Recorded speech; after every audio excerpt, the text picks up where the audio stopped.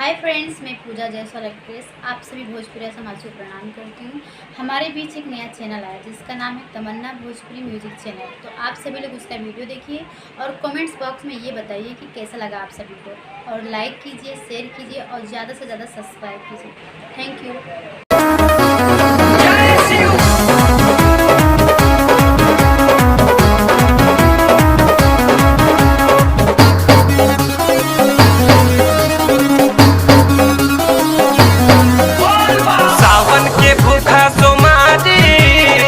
जइहा बाबा दुआरी लेके भोला के नमवा जलवा दिहा ढारी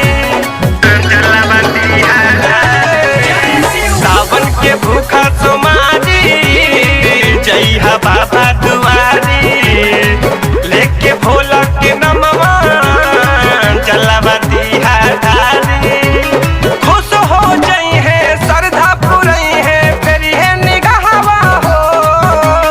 खुश हो जई है श्रद्धा पुरई है फेरी है निगाहवा हो। पूजा एनन दो बाबा चरनिया पूजा एनन दो बाबा चरनिया पैबू स्पेशल दुल्हवा हो। पूजा एनन दो बाबा चरनिया पैबू स्पेशल दुल्हवा हो।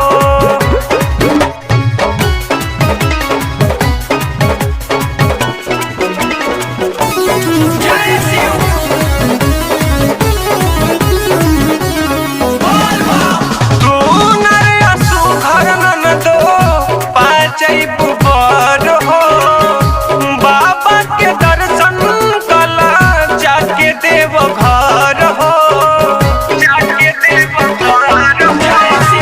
सुनर सुघर ननदो पाजैबु बर हो। बाबा के दर्शन कला जाके देव घर हो। चढ़ा के बेल पतवा जोड़ली हाथवा खुश होइए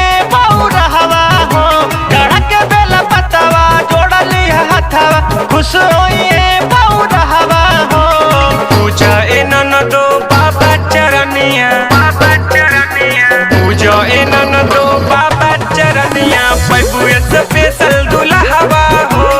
पूजा एनन दो बाबा चरनिया पैबू स्पेशल दुल्हवा हो।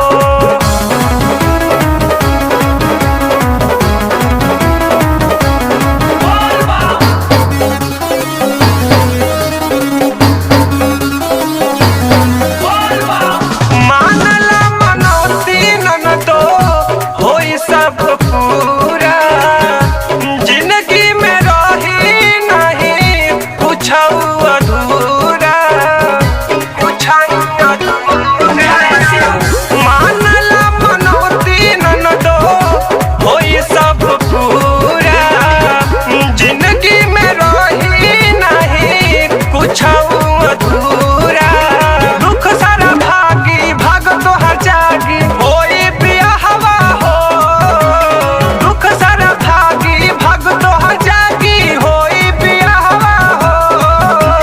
पूजा एनन दो बाबा चरनिया पूजा एनन दो बाबा चरनिया पैबू स्पेशल दुल्हवा हो। पूजा